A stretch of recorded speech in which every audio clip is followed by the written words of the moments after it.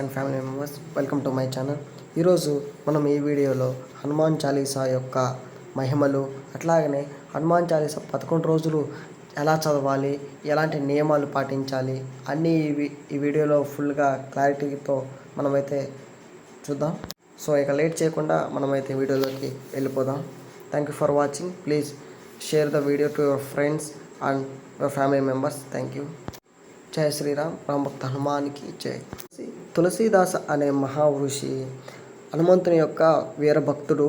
ఈ తులసీదాస్ అనే మహాఋషి ఈయన మనకి హనుమాన్ చాలీసా రాయడం అయితే జరిగింది.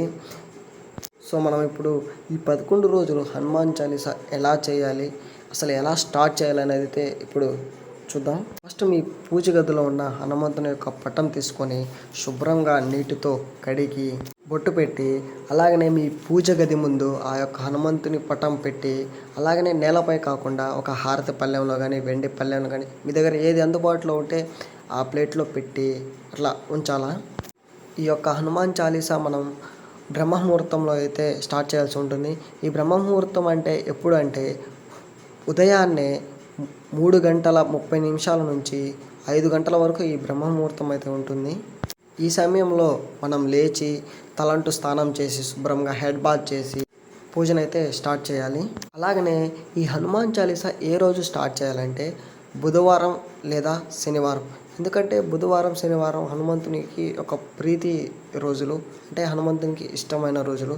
సో మనం బుధవారం లేదా శనివారం స్టార్ట్ చేయడం చాలా మంచిది. అలాగనే ఈ హనుమాన్ చాలీసా పారాయణం మీరు మనస్ఫూర్తితో హనుమంతుని యొక్క మీద నమ్మకం పెట్టుకొని స్టార్ట్ చేయండి. అంతా హనుమంతుడే చూసుకుంటాడు.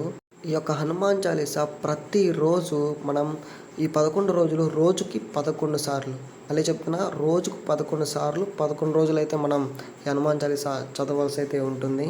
అలాగనే ఈ పూజా సమయంలో హనుమంతుడి పటం ముందు దీపం, అలాగనే ఆయనకి పలహారంగా అరటి పండ్లు దొరికితే అరటి పండ్లు, అవి కూడా లేకుంటే పంచదార, లేకుంటే ఒక బెల్లం ముక్క అయినా కానీ సమర్పించుకోవచ్చు. పూజ చేసిన అనంతరం స్వామివారి ముందు ఉంచిన పలహారం మీ కుటుంబ సభ్యులకి, లేకుంటే మీ ఇంటి ఎదురు వాళ్ళకి ఎవరికైనా పంచిపెడితే అది మంచిగా ఉంటుంది.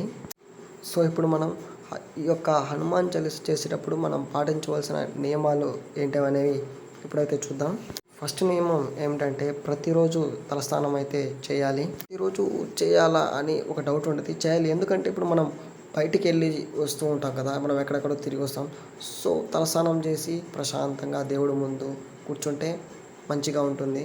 సో తలస్నానం ప్రతిరోజు చేయాలి. సెకండ్ నియమం, ఈ 11 రోజులు మాంసాహారం లేదా గుడ్లు వీటినైతే తినకూడదు, వీటినైతే అవాయిడ్ చేయాలి. అలాగనే ఉల్లిపాయలు వెల్లుల్లితో వండిన కూరలు కూడా మనం ఈ 11 రోజులైతే తినకూడదు. ఈ మెచ్యూర్ ఫంక్షన్స్ కానీ ఏమైనా దినం బంతులు అంటారు కదా, ఎవరన్నా చనిపోతే అలాంటి వాటికి కూడా వెళ్ళకూడదు. అయితే ఈ నియమాలు పాటిస్తూ ఇలా హనుమాన్ చాలీసా చేస్తే ఖచ్చితంగా హనుమంతుని యొక్క, వాయుదేవుని యొక్క పుత్రుడి యొక్క బ్లెస్సింగ్స్ అయితే మనకు ఖచ్చితంగా ఉంటాయి. హనుమంతుని మీద నమ్మకం పెట్టుకొని మీరైతే స్టార్ట్ చేయండి. All the best. ఇంకా మీకు ఏమైనా టాపిక్స్ ఉంటే వీడియో కామెంట్ రూపంలో తెలియజేయండి. Thank you for watching. Subscribe my channel. Please share my channel with your family members and it will help you to reach our goal.